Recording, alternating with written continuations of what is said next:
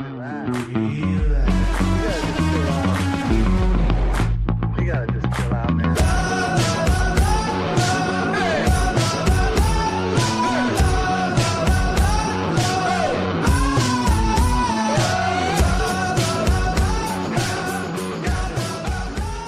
Pittsburgh Steeler fans, welcome back to another episode of the Scho Bro Show. This is Steel Curtain Network's Dave Schofield coming at you Tuesday night, a little bit after 9 p.m. Where else would you rather be as a Steelers fan?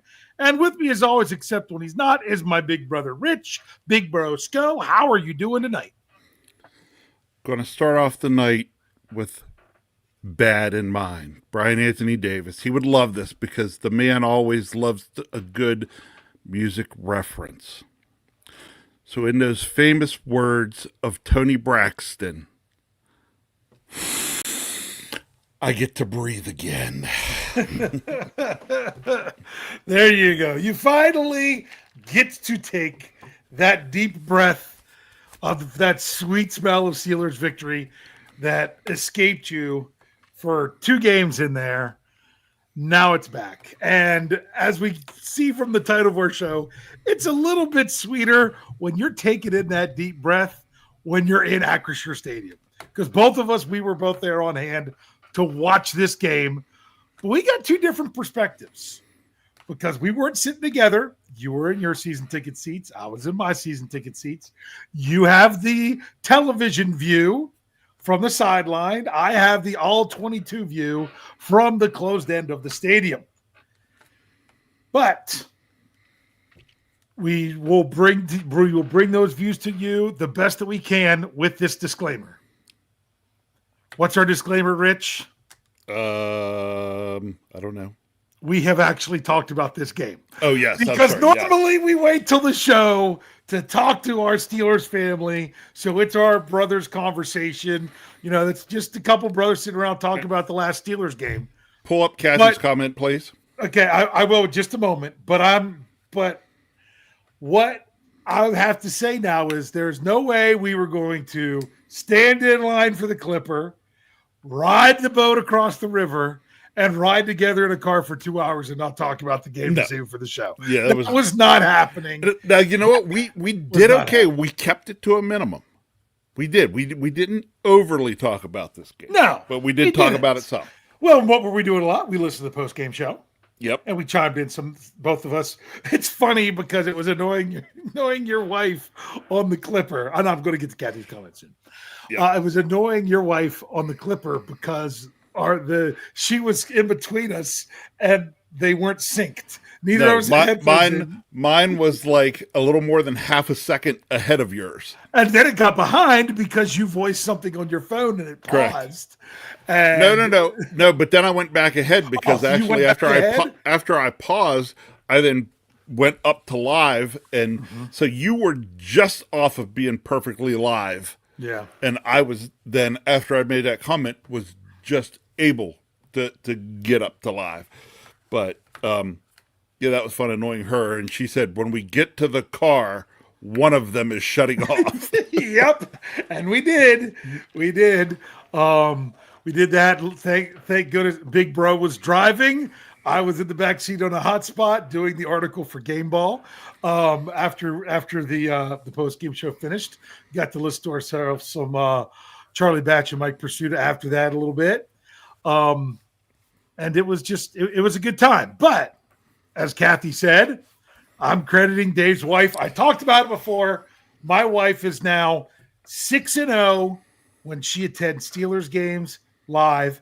And we have to say your wife has a similar record, but we have to go with the caveat of regular season. Because my wife goes to a lot more of the preseason games than she does regular season.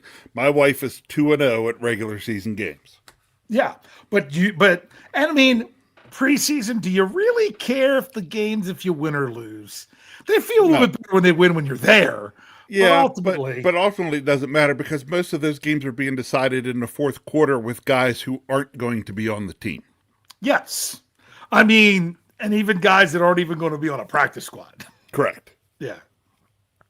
So, But that was good. We also had another one saying, I might have gone too far back. Hold on, I'll find it. That youngin said, just pointing out, Scho Bros, I'm very sad I didn't get to do the meetup this last weekend with you at Acrisure. Hey, we were there. Not for very long. We hung out from noon until 20. Yeah, did we get there? So, I'm not even yeah, sure if we were there. We got there right at noon. When we did, because we're like, hey, we're just going to set up here, and that's when we're going to cycle into the restroom breaks and anything else that we needed. It was a great spot to be because you were then going one way, we were going the other way. So it was kind of our chance for us just to hang out. And as I said before, I know a lot of times when I go to games and other people try to meet up, I mean, my goodness. I chased around where I never got to meet up with Maddie P from Australia. We were constantly missing each other with stuff that was in the infamous spooning incident with Brian Anthony Davis. It's not easy to do stuff like that. So, but we just wanted to give people an opportunity, and we were just happy to be there in general. Yep. So it was a good time, good day in the stadium, and I'm guessing it. Matt Cat said he got there at 12:45. He must have been sprinting for his seat. Yeah, because unless your seat's right there, you were going to have to really get moving. The thing that slows me down when I go to my seats the most is the escalator to get up to the 100 level in the closed end of the stadium from the Great Hall level. Yeah, it just bottlenecks in there so it bad. Just does. And you could walk the ramp, and I'm like, well, I could take the time to walk the ramp, or I could squeeze in here in line and just wait. It's going to take about the same amount of time. But wait. He had an answer. He said, yes. He was in section 137. So that wasn't that far. Yeah, that's not that far from because the Great Hall is there outside the visitors' side. It's been a long time since I've been over at the concourse on the home side where you go up there. Well, it's fun actually. So time since we were in the Great Hall, usually going to games now, I skip the Great Hall. I just get off the Clipper, go in Gate A West, and go right up towards my seats. So this time from the Great Hall, we walked up the ramp to the 100 level and then cut across and where all the restaurants and food places are. Yeah, right in front of the Jumbotron. Yeah, which was cool because I'd never done that. Yeah, that's the one piece of the stadium I'd never touched was in there. So that was I'd never been other than you and I hitting the end there that one time to get our picture with Randy Grossman. Yes, but I'd never gone all the way across, so that was kind of cool. When I get there earlier, I generally, rather than hit the Great Hall that's so crowded, I used to go to my seat, and then I'm like, then I would go walk on that concourse on the home side and get down there and just walk around underneath the scoreboard and stuff, and run into people that I even know there. Yeah. But I haven't been able to do that for a long time, just with everything else. It's weird to think of how many games we're going to. But let's talk not just about us being there, but we got to talk about what happened on the field. Time for the game. First of all, we got to say this. We were all sporting jerseys. Okay. All four of us. Okay. My wife was in her beloved Chris Boswell jersey. She loved it, and she wanted to see how many other Boswell jerseys she saw. And we saw a decent, more than what she thought. Honestly, the cool one was the number 9 that was the Sepulveda. We saw a number 9. She's like, that's a different name. I'm like, oh, that's Sepulveda. I had to tell her about Nigel Sepulveda. Who he was, Yes. So, but I believe it or not, I think I didn't see it when I started looking for them. I was wearing my Color Rush Cam jersey. There might have been about the same number of Cam jerseys as there were Boswell. I'm surprised the number of people with Boswell. Yep. Your wife was wearing the gold, not the throwback. This was when they came out with like the gold practice jerseys that I got from Bad of TJ Watt was way too small, so I passed it on to you guys. And she was wearing that, and then you was one of I only Okay, so this is what we decided after the game. After the game, I was wearing my new Fautanu jersey. Mm-hmm. And we decided that all we could see in the stadium was that there were two of them. One of them was worn by me, and the other one was worn by Fautanu. That was running around on the field because it's funny because we're watching the player introductions are just finishing. Players are they've run down to buy into the stadium. You know, a lot of them to take a knee, and pray and things like that. And that's when my wife turns to me. I mean, I got to give her credit. Whatever she makes good. She's like, "Oh, I see another number 76." I'm like, "Where?" She's like, "Right down there in the end zone." Yeah. So I'm like, all right, that was good. That was a good one. I see how it is. It's funny because Sherry Richards said she would be rocking a Pouncey jersey herself. Go Gators.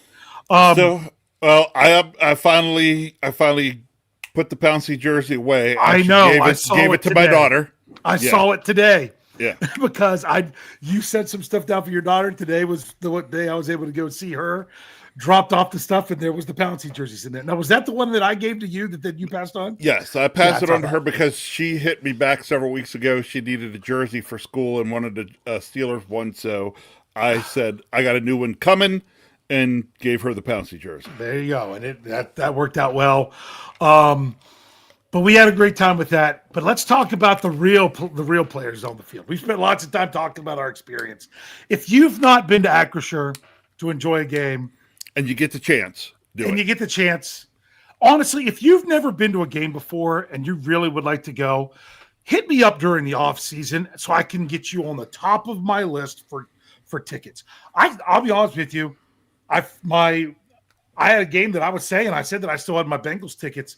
No, and I was trying to reach out to people. No one was able to do it. Because I was supposed to go to that game and I had to switch and go to this one because of something else going on with my family, and I was worried about it. And then all of a sudden after the game, guess what? I had put them out on Ticket Exchange at a pretty decent price. I was really wanting to sell them to make sure it was a Steelers fan, but they sold. I'm hoping it's a Steelers fan that's sitting there.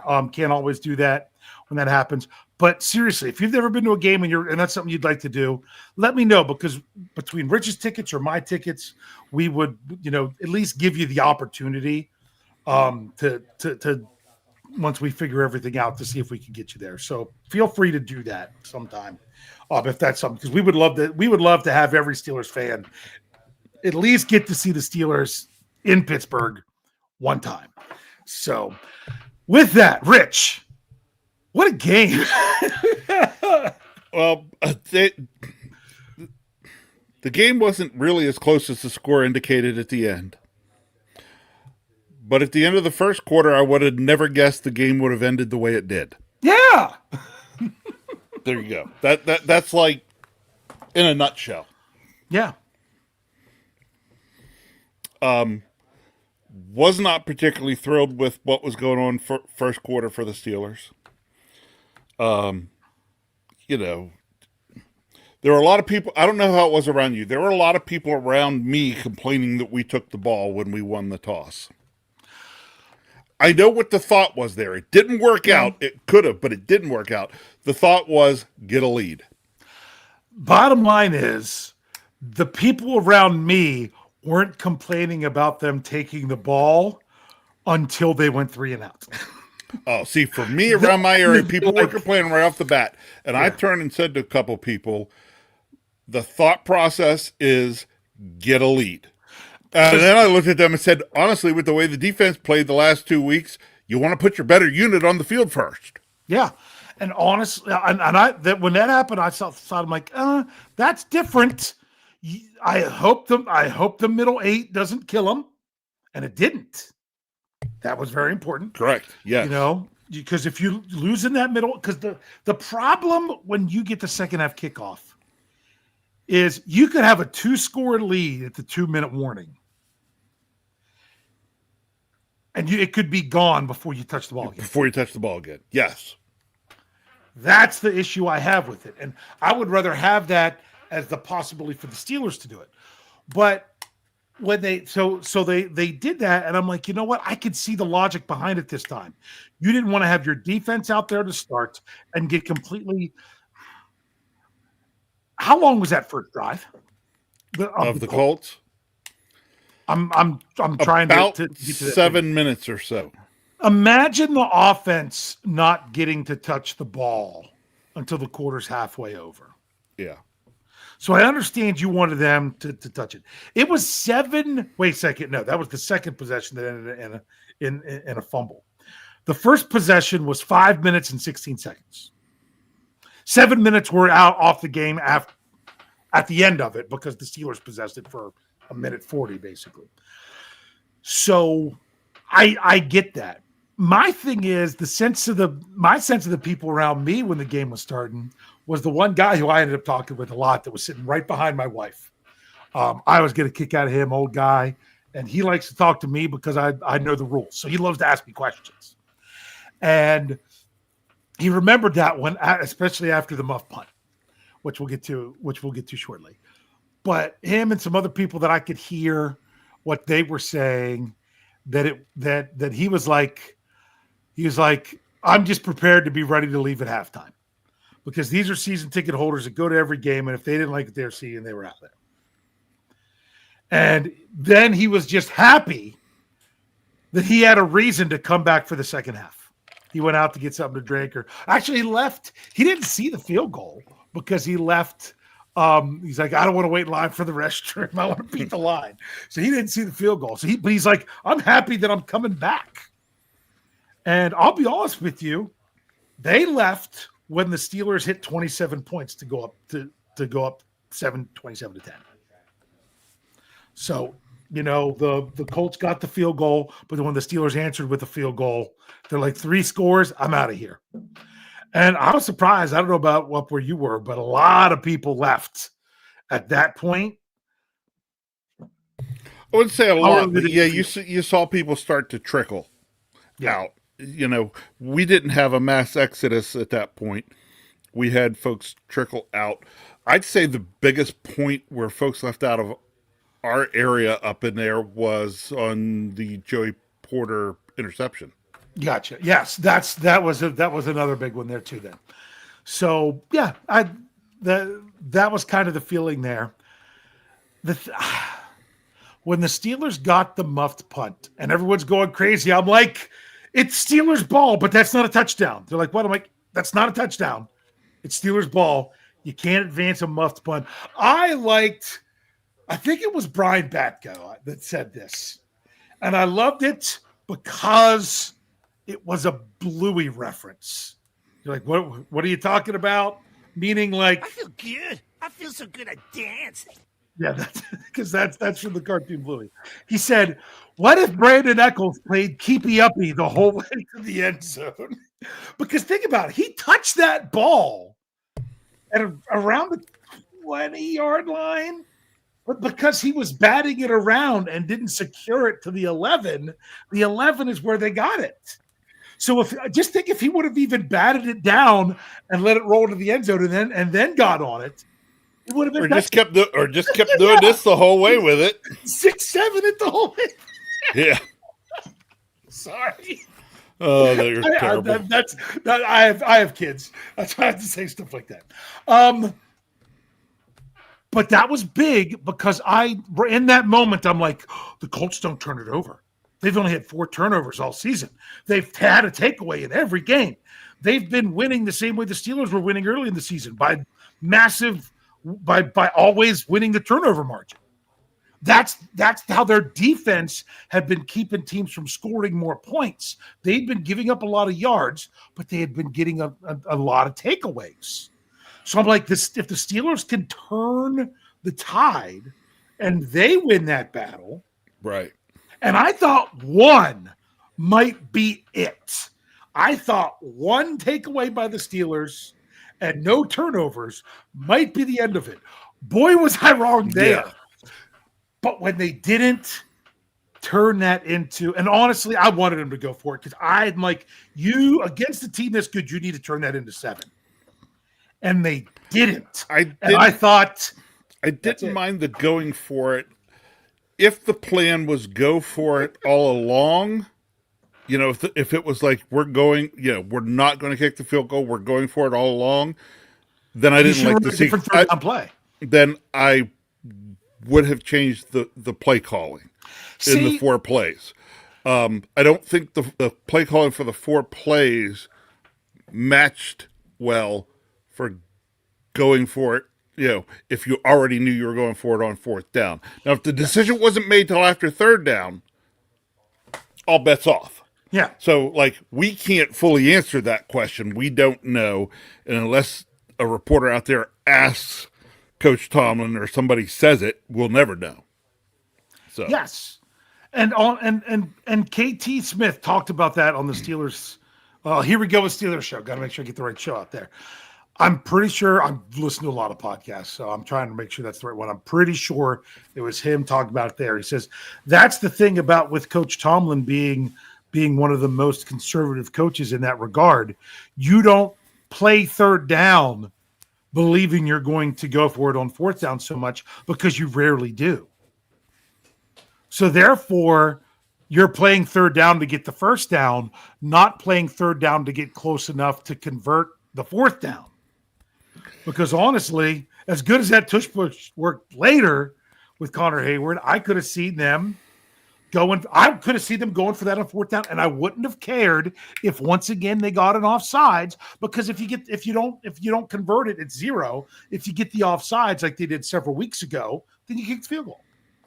So yeah, I would have really I'll go ahead and just say what I would have liked to see in that sequence.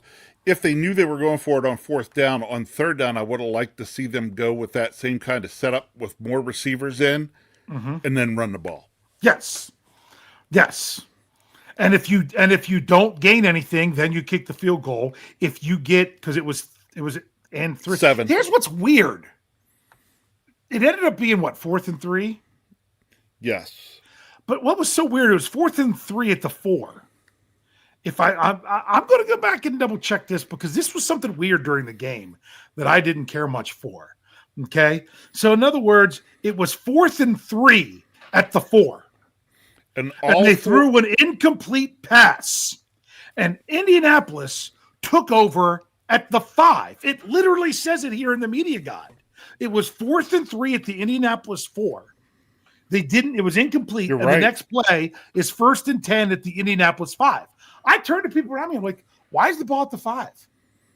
It should be at the 4. That's the Steelers snapped the ball at the 4-yard line.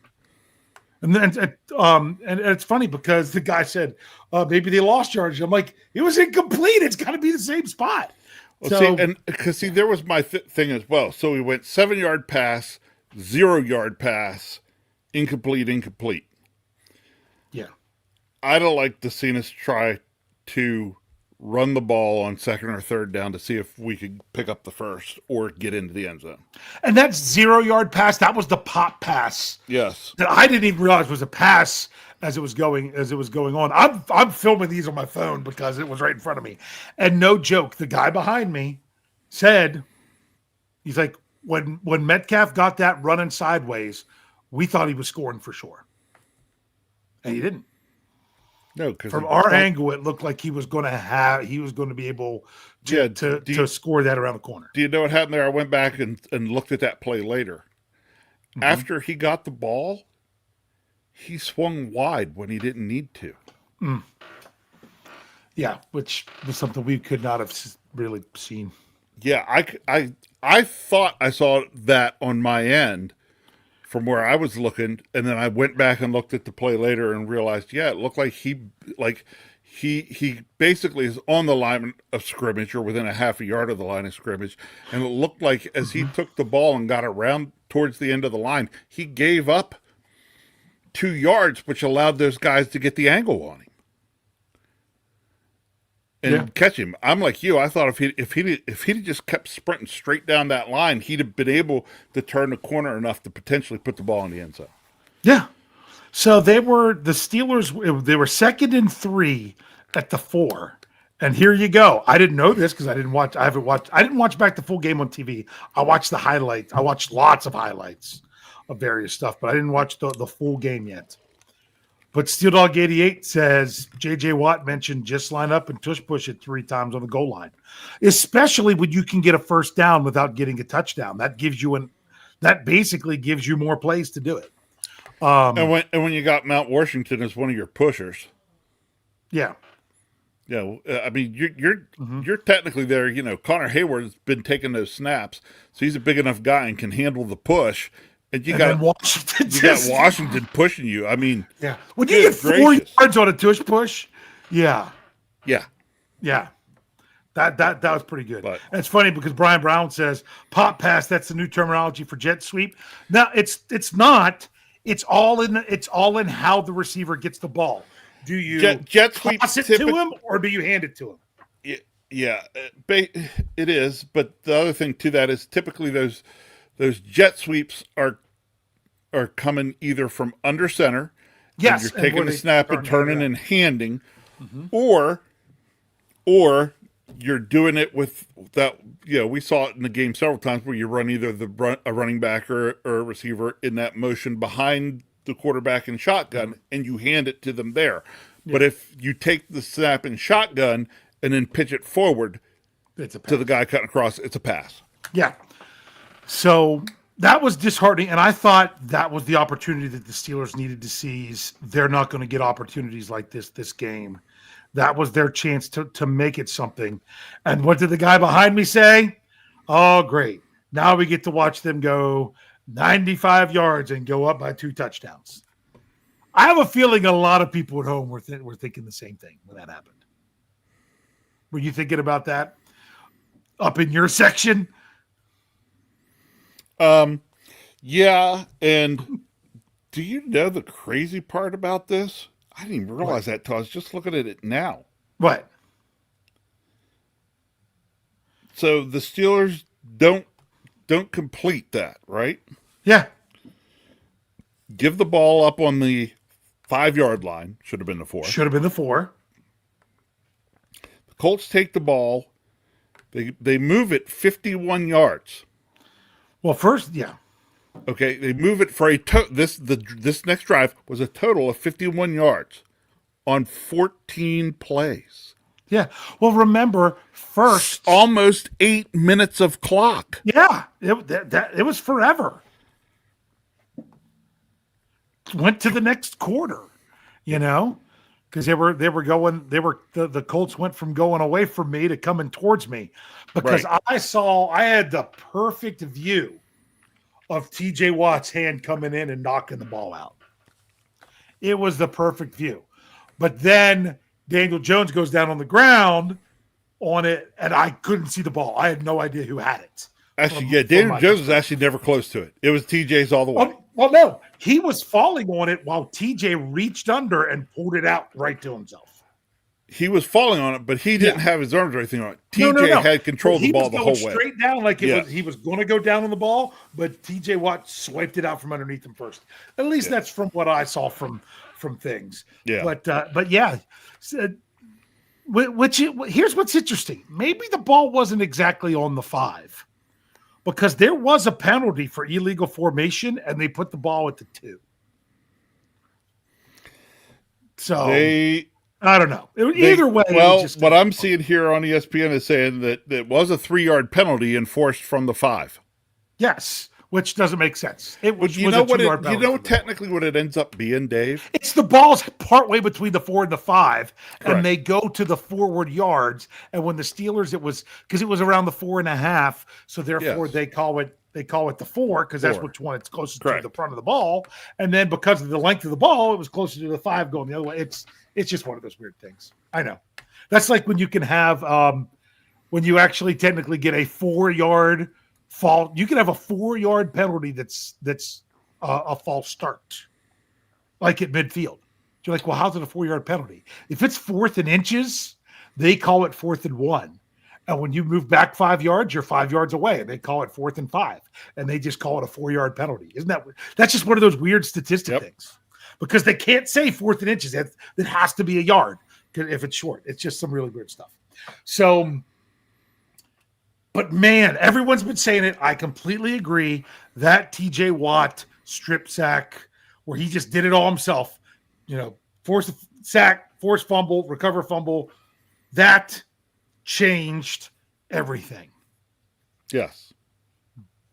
But But remember, the Steelers weren't even in Colts territory.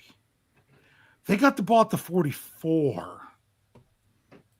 Now, the next play ended up being a penalty. Would have been a 1-yard loss, ended up being a 15-yard face mask, which then moved it across midfield. But ultimately, why that changed everything was because the Steelers put it in the end zone. Yep. So you can look at that play and you look back about how that was the key play that changed everything, only because the Steelers still came through and they put it in the end zone after that takeaway. If they can't manage that and they settle for 3, I don't know that's the momentum shift that it really was in that game.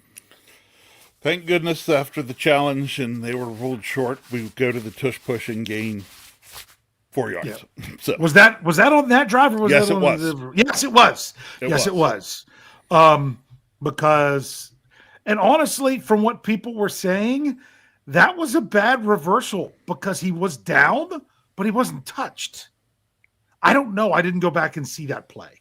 Maybe people that saw it on TV could say that.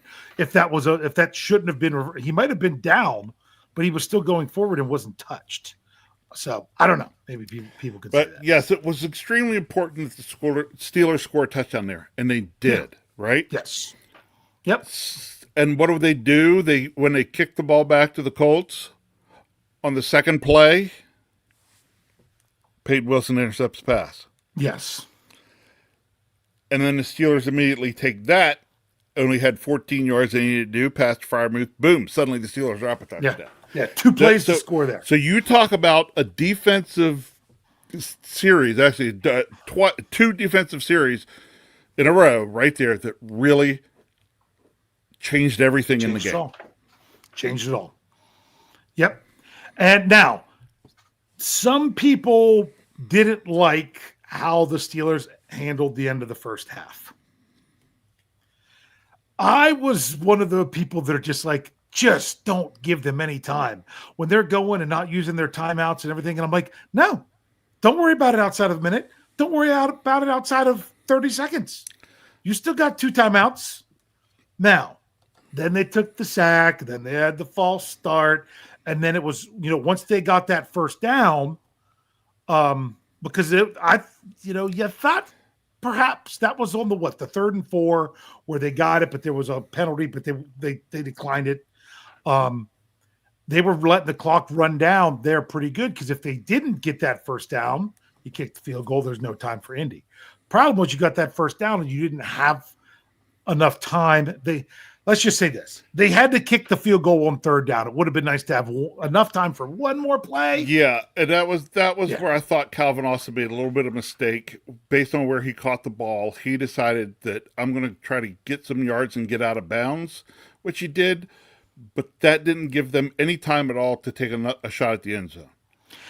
But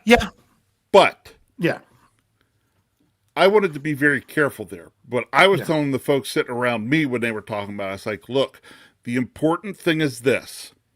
Get a 2-score lead and not let the Colts touch the ball again in the half. Yes. Yeah. To me, that was the important thing. I didn't care if it was 7 or 3. The biggest thing is you're up 7. If you at least get 3, it's a two-possession game, 2 scores. Yeah. To me, that was what was important. And honestly, the sack is what did it as much as anything. And then you add on the false start on top of it. Yeah. That's when I actually said to the people around me, I'm like, you're at the 21-yard line and there's 10 seconds left. You don't have time for 2 plays. No. You have 1 play. I said, you've got to go for the end zone here. But then I didn't see it as well from my perspective, but I saw a screenshot of it later at where the Colts played defense and just backed everybody up right there. I don't blame the Steelers for saying, hey, let's dump it off shy and let's see if maybe we can break it through some people. The out of bounds thing, because you had a timeout, was like, yeah, you didn't need to do that. But to me, if you're going to throw it short and try to bowl people over, at least do it with Metcalf or Freiermuth or Washington or Smith. Yeah. Someone who's big and could run him. I mean, the early chance there with CA3 was he was going to have to juke him out of the way. Yep. But honestly, the biggest thing there is I kept saying, just make sure you get the field goal. Make sure you get the field goal. Make sure you get the field goal. So that was good. So we're running way over in the first half. We've only talked about the first half of the game. So we're going to take a break. We're going to come back. We're going to hit the super chat. We're going to finish up the talk about the game. We're going to turn the corner. So if you're with us here live, we're not going anywhere. If you're with us here on the audio side, stick around. We'll be right back after this break. Relax, don't worry, no rush, what's the hurry? Relax, don't worry, don't worry. Relax, don't worry, no rush, what's the hurry? Relax, don't worry, don't worry. Relax. I'll tell you what, Big Bro, being able to relax and don't worry on our trip home and, waiting for the Clipper, the boat ride, the car ride, that was really nice to relax. Yes, it was. After a nice game like that. And we're going to get into some of the narratives around this game after we finish talking about it. But here we got Steel Dog 88, $2 in the tip jar. Thank you very much. He says, do you bros think Ramsey should stay at safety? Well, Coach Tomlin does. He said today that he's going to. And if you look at the depth chart, Yep. things have been changed. Your starting free safety is Jalen Ramsey. Your starting strong safety is Kyle Duggar. And I still would not be shocked if Ramsey still slides some into the slot and doesn't always play free safety, that maybe when a Jabril Peppers is back, putting him and Duggar together in some package. I don't think Ramsey's leaving the field. So, but here's what's interesting about some of the stuff with the Colts early on. Okay. I remember at the end of the first quarter, turned into the guy that I talked to so much during the game and said, the only difference in this game right now is the Colts scored on their fourth down and the Steelers didn't. At the end of the first quarter, that was the only difference. Because the Colts had to convert 2 fourth downs to get their first score. Right? They had 2 fourth downs in that one, right?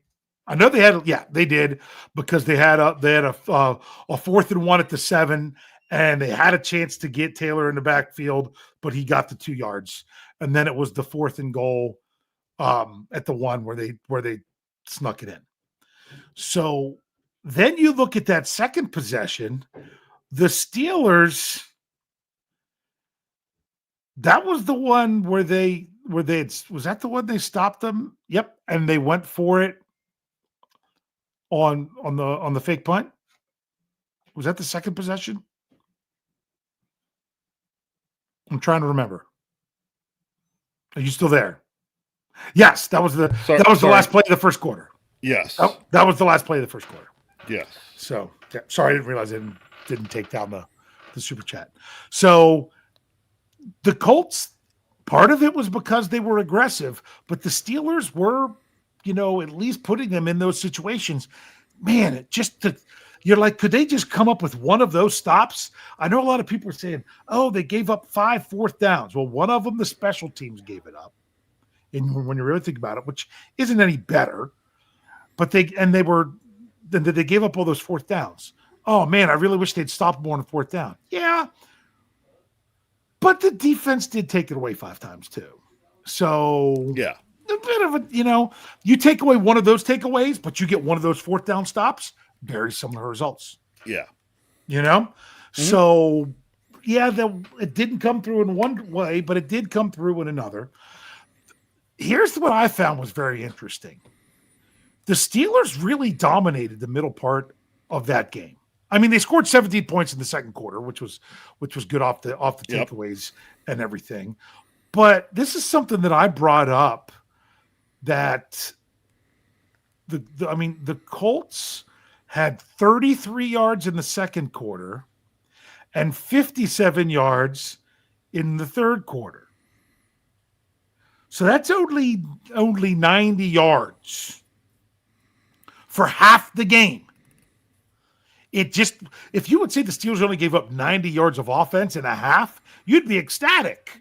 Well, it was a half, but it was the middle half, not the first half or the second half. So that's really where the game was won for the Steelers. They got that 2-score lead in the second quarter. Neither team scored in the third quarter. That was big that the Steelers didn't let the Colts get back in it there. And boy, did I want to see the Steelers score a touchdown on the first play of the fourth quarter, where there was would have been one scored for the fourth straight game. Yeah. And it finally would have been the Steelers doing it again. But it took an extra play, which was okay. Helped with the clock, if you think about it. Yep. And they went up 17. How was things feeling at that moment up where you were? At that point in time, when they went up 17, everybody was pretty happy. And the only mumbling that was going around between a few of us up there was, if we're going to go in, I think the way I said it to somebody, said, if we're going to allow them to control the ball and not worry about the splash plays, the thing to do then would be, okay, I'm all right if we're allowing them to move the ball, getting 4 to 8 yards of play, as long as we're not giving up big chunks. Yeah. And that's kind of was the difference in the Steelers, the way they played with the lead this time, was that they still backed off a little bit, didn't get too risky, but in doing that wasn't giving up 12, 15, 18 yards of play. Yeah. You know, when the Steelers scored the touchdown and the Colts on their next possession took 8 plays to go 42 yards, 5 yards of play, and they got a field goal. Yeah, that was big of just holding them to a field goal. Yes. On that next possession. Yes. So, now the Steelers gave it back, and then the Colts had it, and then that's when we got the Highsmith sack fumble. Which right there, I was like, just get you're here at field goal range. I'm like, this is Bot's field goal range. It was. I mean, where'd they get it? At the 34, I think, was where they were in the first one. Yeah. I'm like, it's field goal range. If you could get a touchdown, that's great. I'm like, but you don't need to be super risky right now. The biggest thing was, honestly, getting a first down, getting one first down, not because you need it for the field goal, but to run some more clock, or even better, it made them use 2 timeouts that they couldn't save for later. When the Steelers scored that touchdown to start the fourth quarter, what did the guy behind me say? We are now playing the clock more than we're playing the Colts. Yes. All right, so believe it or not, the Steelers did get a first down, although net yardage on that drive was only 6 yards. 6 yards. Yeah. Because we took a big loss in the second set of downs. That was that terrible run play. Yes. I'm like, you're just trying to waste clock. Why are you tossing the ball to a guy that far behind the line? But was that the play that Rodgers kind of chewed him out a little bit because he wasn't supposed to be that far back there? Gainwell was bending it wide from the start. That was from what I saw Rodgers doing, that was supposed to be the short toss going off tackle. Yep. And Gainwell was bending it wide, and that's why it lost 9 yards. Yeah. And you saw Rodgers kind of turn to him and be like, and was like this, and it was like that was to be. But see, what it is I don't know that they've run that short toss with Gainwell's much. That's been Jalen Warren's run. Yeah. But the big thing was, by the time the Steelers hit that field goal, we're under 7 minutes in the game. Yeah, and honestly, whenever they lost 9 yards on that first down, I'd turn to my wife, who's been waiting to watch a Boz field goal, and said, "Here's your Boz field goal." Yeah. So being under 7 minutes was big there. So then you give it back and you make them, chew 2.5 minutes off, and they get their touchdown, and then but this is where I got nervous, because then it's down to 10 points after they score their touchdown. They try the onside kick. don't get it, but then on the second play, Roman Wilson fumbles. And you know what? I went back and watched the highlight of that because you and I weren't sure about it when we talked. He already had the He first did. down. I know. He I already went had the back first and down. looked at it too. He already had the first down before he made the jump. I could understood the jump if you were trying to use the jump to get the first down, but he already had it. Yeah. Just And that's why it was so great. I got to quote this here if you don't mind. yes. Coach Tomlin was asked today about the play of other wide receivers after DK Metcalf. He's like, and guys like Roman Wilson. He's like, I think I think it's been a steady improvement in terms of their quality of play, particularly Roman of late. Other than that bonehead lack of ball security late in the football game, generally there has been an uptick in the quality of his play. And you know what that really comes down to when I was thinking about it is just a younger guy. He was out all of last season. Yeah. He was just wanting to try to make a play at a point where making the play wasn't as important as securing the football. Yeah. That frustrated me. That bothered me a little bit because I'm like, it was right after they scored a touchdown and they got the ball back. Yes. So that's why the Joey Porter Jr. interception was very important. Yes. Which So I don't remember who had the pressure on that play, but whoever did, thank you. deep. I don't know who was coming It doesn't- up the middle I on that. I don't know if it was Harmon or have it Benton. here. It was one of the two. It was one of the two of them interior. It wasn't Cam. I think it was Benton or Harmon. One of the two of them was I think it was getting in. Benton. I think it was too. So, but I'll tell you this. I know some people are like, oh, you got 6 takeaways. You were +5 and you only had a 7-point win. This was not a 7-point win. This game was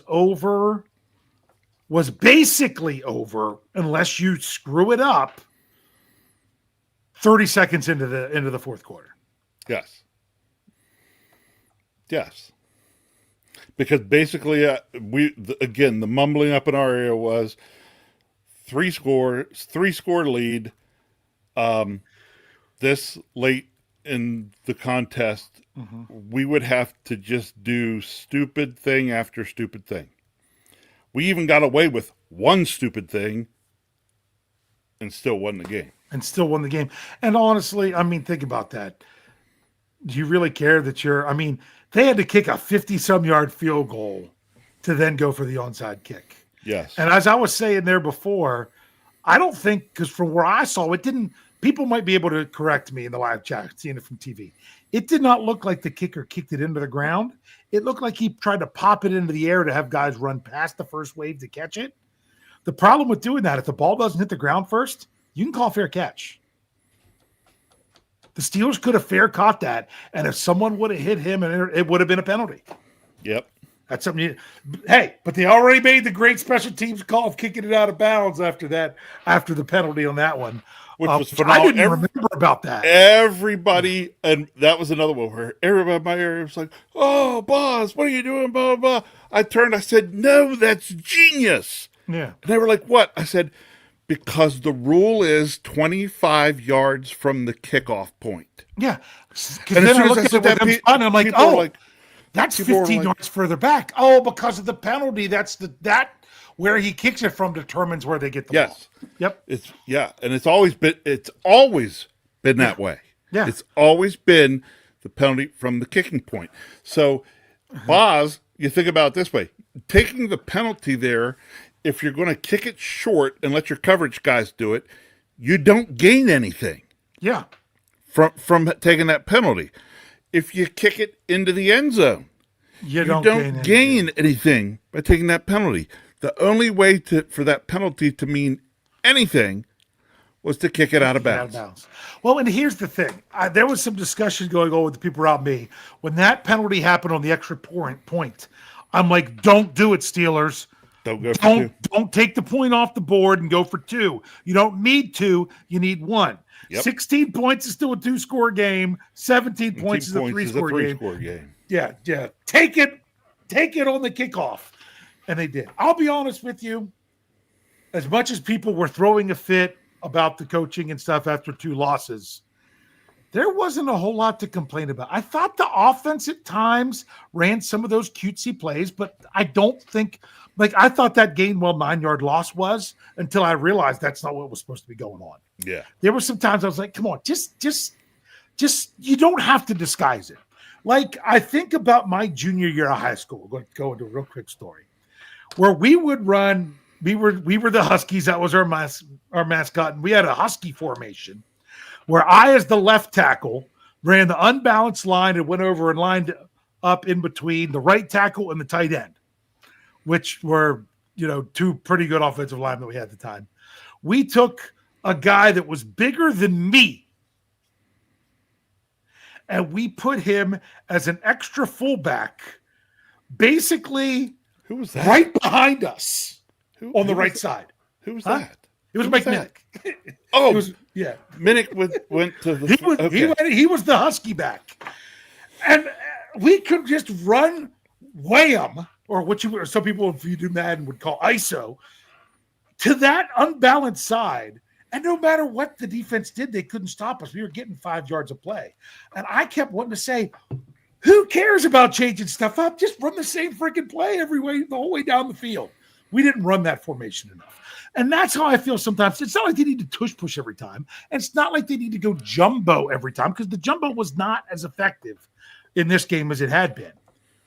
But you also don't have to do other things just for the sake of doing something different. You can still run basic stuff if you're the Steelers. Yeah. So that was one thing that got me going a little bit. So Yeah, but overall, I came out of that game feeling much better. yeah. Now, start to turn the page here.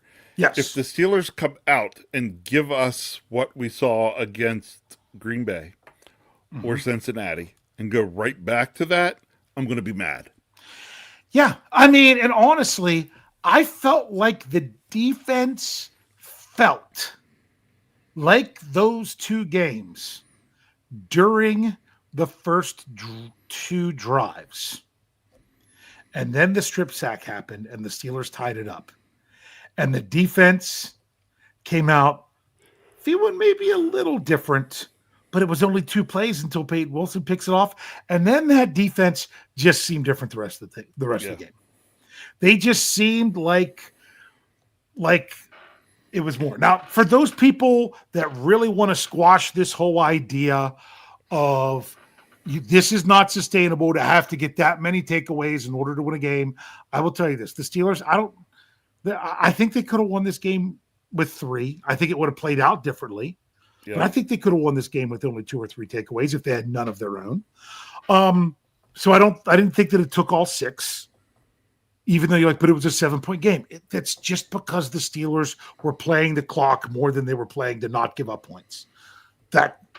And you might not like that philosophy, and it frustrates me when I'm sitting at home. Not as much when I was in the stadium, but it frustrates me when I'm sitting at home and watching games. But when it works, even though it makes you nervous, if it works, then it works. Okay. So my thing is this, that I want to remind people from this game to go to before we go to this next one. The Steelers were playing the team with the best record in the NFL.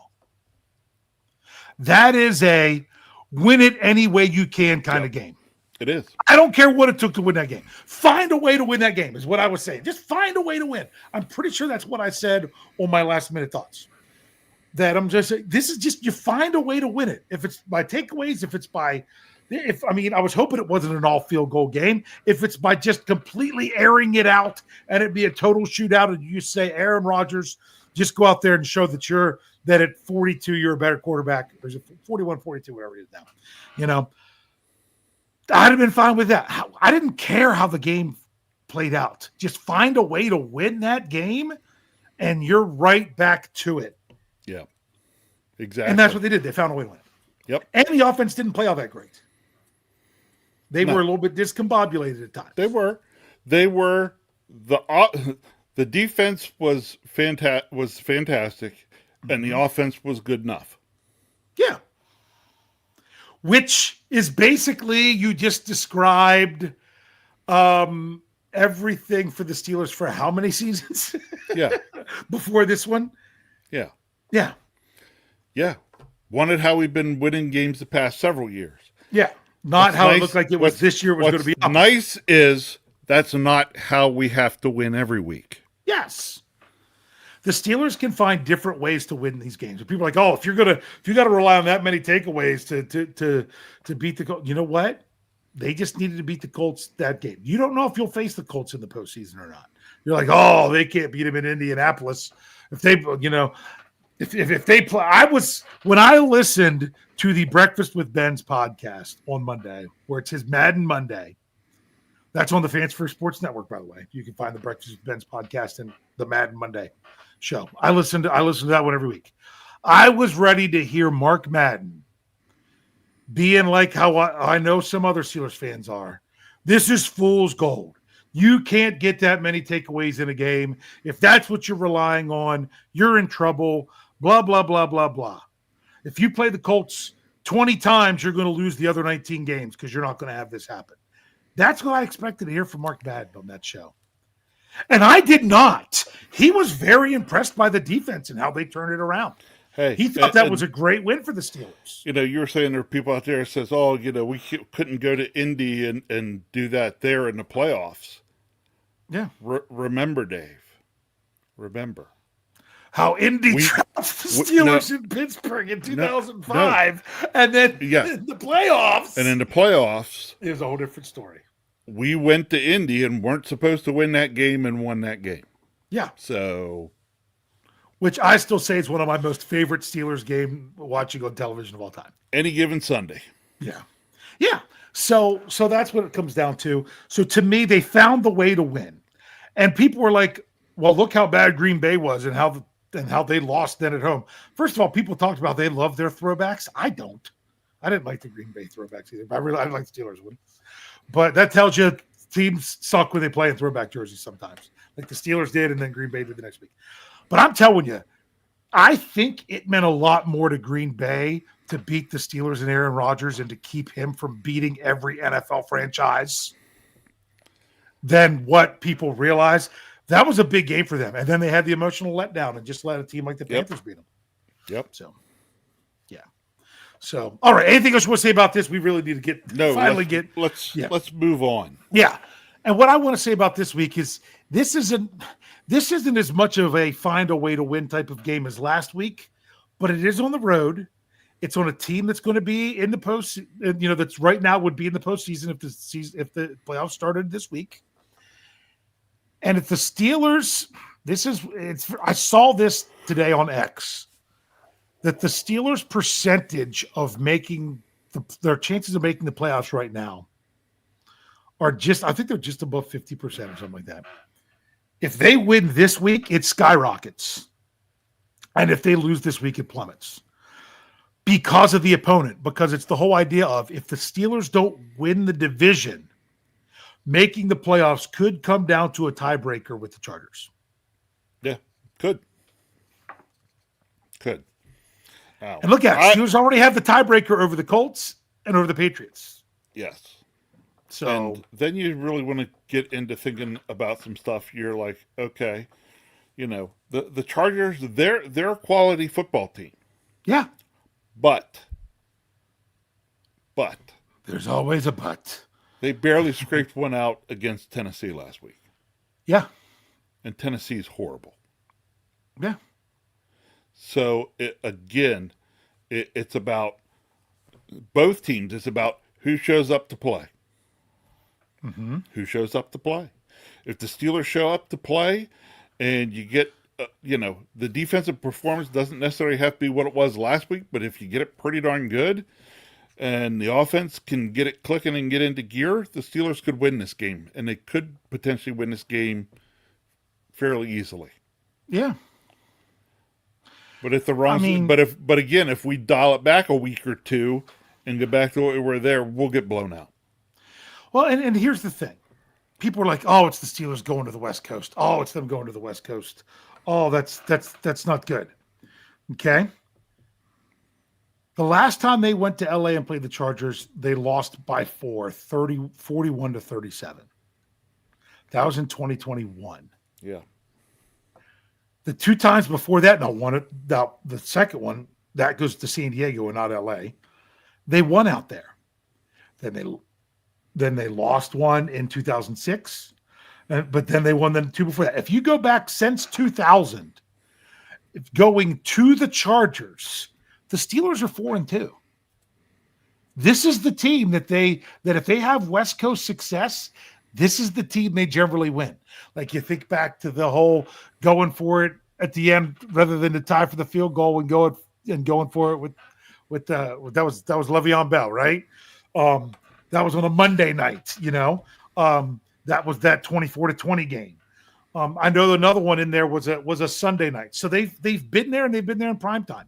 I'm pretty sure the 2019 was that a Sunday night or a Monday night when that was the Duck He Didn't Kill Us game? I think that was a Sunday night. Yeah, I know it was prime time. Yep, that was a Sunday night. You were correct. Yeah. So they've been there and done that before. So if you're looking at the whole thing of but it's the West Coast, this is the one place that it hasn't been as bad. But the Chargers are really good. If we're going to the West Coast, I would rather play the Sunday night game than an afternoon game. Yeah. Yeah. I think if you're the Steelers, that extra time there, the adjustment made, that little bit of extra time helps. Yeah. And I'll be honest with you, speaking of adjustments, I think it helps with the clock change, with it getting dark earlier. You got that. I honestly do. But I hope the Steelers continue more in the line of the defense and the philosophy and the scheme and everything that they were in. Was it more simplified? Maybe. Did having Jalen Ramsey as the free safety do a lot communication-wise, and that's why they want to keep him there? It's probably more about the communication than it is his play there. And that's big. So we might not be seeing it might be the whole, maybe not see as much Jalen Ramsey getting tested, but it might be Jalen Ramsey making his impact known by making sure everybody else is doing good. This is another one of those games of, can I believe in what I just saw? Yeah. That's what I was saying about the Packers game. How that's why it hurt so much, because I was willing to give the Steelers the pass on the Thursday, on the road in the division game, but then they did the same thing in the next game. This one, I want to see that again. I want to see the same thing from the last game as this one because of what they did. I want to see it this is now on the good side. So, Rich, I think we're ready. We're running way over. It's all right.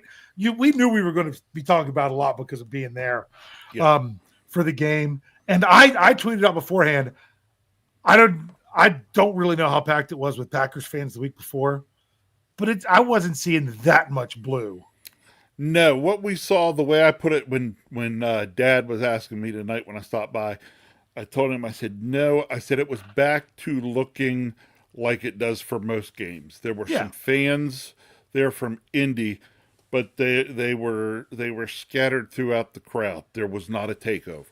Yeah. Absolutely. Absolutely. So, all right. So here we go. Remember the rules. Don't put your score out there yet.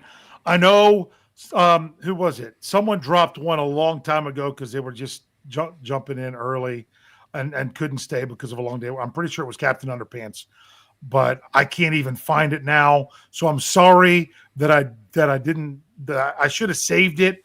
Oh, I meant to hit should have used the star function that we get to use here. Wait. Nope, that's not it. Yep, found it. So I'm starring it. I will bring that one up. Okay. Everybody else should need to wait. Okay. But before we say, Rich, what's your prediction for this week? All right. This is gonna be another probably close game at the end, because these are two teams that, if you really ask me, are about the same kind of teams right now. Mm-hmm. I'd say it's pretty evenly matched. I like I said, I see a scenario where the Steelers could blow it away. I also see a scenario where the Steelers could get blown away. So in the end, I think what's going to happen is somewhere in between, which means this game's going to be really tight. In the end, I'm going to go ahead and give the edge to the Steelers, and I'm going to go Steelers 27, Chargers 25. 27-25. Yeah, I can see that because the Steelers are coming off a more impressive performance than what the Chargers are. Sometimes that's good, sometimes that's bad. I think you're right. I think this is a coin flip type game. I am now putting that out there for people to drop the scores in. I'm going to give mine. Last week, I came up with my score early in the week. I said, I'm not changing it. Steelers going to lose. They're going to give up so many points. But it was actually while I was recording Pittsburgh Standard Time that I started to look at some trends and stuff with the Colts. I'm like, I think the Steelers could win this one. And I'm like, you know what? I'm not going to change my pick. But I was even saying that I think the Steelers could win this one, but I'm telling myself I'm not allowed to change. So I didn't. I am going to bring up this one first from a long time ago because Brian Haynes said 37-15 Steelers. He thinks he get a defensive score. So he'll catch up on the show tomorrow, but wanted to go ahead and drop that in there. We've got a lot, so I've got to get going with them. Wow, that jumped on me back to the very beginning. Okay, here we go. I got it now. So we got Steel Dog 88. He's got 28-20 Steelers. Afton, whoa, it didn't go. Afton Ford has 31-26. If you don't say the team name, we know that means Steelers. We've got Kevin Brokenborough has another 27-20 game in favor of the Steelers. TD Tom Dessenberger says that it's 27-23 Steelers. Wow. Pittsburgh Toddy has 31-27 Steelers. Brian Mizwa has 30-17. That would be Steelers. Outside Steeler fan has good guys 34-30. Do Dirty, is that the way to say it? Has 23-19 Steelers. Steeler 23-19. 23-19. Okay. Steeler Chicks 46. I'll get it right this time. Steeler Chick 46. There we go. Says Steelers 21, Chargers 17. Brian Brown has 26-24 Steelers. And then we've got Jim Jensen has 24-21 Steelers. Oh, wow, there's more. It frozen on me for a little bit. We've got Dennis Pavlak has 27-23 Steelers. Reginald Rivers, I almost said Reginald Drivers again. Reginald Rivers, 27-17 Steelers. Matt Cat 49, 27-20 Steelers. We're going with that score again. Brent Howell has 32-26 Steelers. Valley Ford has 31-27 Steelers. Black Magic has 32-20 Steelers. So I'm sorry, Reginald. I don't know what it is with that makes me see that D in there two times. But I want to say Drivers. Everybody was taking the Steelers this time. We had a few take the Steelers last week, but not many. Not many. So shout out to those of you that had the courage to pick the Steelers. I don't like to go full homer all the time. I also like when people are like, oh, you're terrible because you didn't pick the Steelers. You know what? If you want my honest opinion, I'm going to not pick the Steelers all the time. Well, yeah, what that tends to be for me is after two games in a row that look very similar, I get to the point is like, you know what? I can't say you're going to make a change and prove it until you actually do. Yeah. So I said, I'm not buying anything with this defense till they show me something. Now, they showed me something. They didn't show me everything. But this goes back to the Patriots game where I said, after the Steelers lost to the Seahawks and the problem with everything, I'm like, oh, this team has so many problems. You can't fix them all in 1 week. You just got to improve on some of the things this week and then get better after that. And then what they do against the Patriots, they improved on some things. And then I was mad about what else they didn't improve on. I'm like, come on, Dave. I called myself out on Pittsburgh Standard Time. That I said that you can't do it all at once. So the Steelers their defense took the step. They were really going after the ball. They took a step in the right direction. But you can't even be satisfied with where you were. You've got to keep stepping. You've got to move in the right direction. So I like the way the needle started moving in the other direction. It's got to keep going that way. So That's a good. And I do like to say how Steel Dog 88 says he sees it as drivers as well. So, that's good. Make sure you're checking out all our podcasts. We're bringing you everything we had. Hey, we finally had Good Day Steelers Nation. It was back today. Marky D was back, settled in to give us a show again this week. I'll be honest with you, I was so busy. I haven't got to catch it yet. I got to catch it later tonight or tomorrow after Let's Ride. Because tomorrow you'll have another Let's Ride. You'll have the behind enemy lines with Jeff Hartman in that one, which I really like to check that one out. That one is what started making me feel better about the Steelers beating the Colts last week when he asked about the Colts' weaknesses. They're like, well, they don't defend the middle of the field that great, especially against the tight ends. I'm like, that could be good for the Steelers. So make sure you're checking that out. And, of course, SteelCurtainNetwork.com, that site is growing. Be a part of that growth. And if you're already there as part of that growth, tell your friends. Grassroots movement. Get it moving even better for us. We really appreciate that because we want to be able to keep chugging away with that venture that we're into. That it's we love it. It's a lot of fun, but we got it. We're doing everything. All we can do is call on more Steeler fans to hit us up and make that one of your Steeler stops throughout your day. Whew, with that, Rich, what do you have to say to close us out here tonight? I'm glad the Steelers won last week because that makes me in a little better mood going into this week. Mm-hmm. Part of me wishes we were playing football at 1:00 on Sunday when God intended football to be played. Mm-hmm. But like I said, if we're going to the West Coast, I actually like the Sunday night time for the team, not for me, because I'll be up way late on Sunday night. And I'm not even sure what my Monday looks like next week. So, yeah.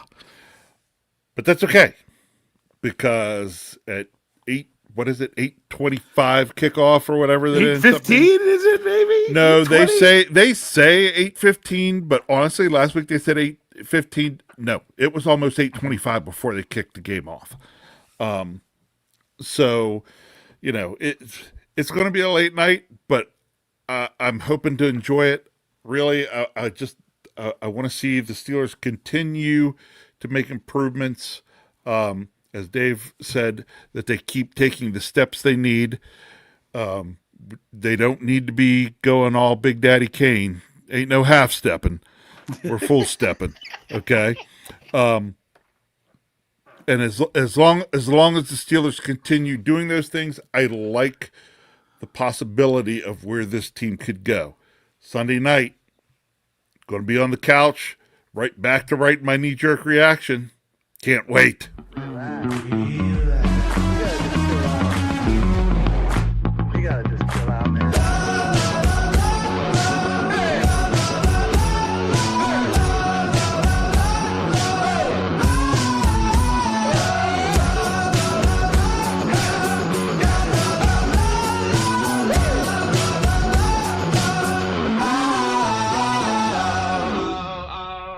Can't wait.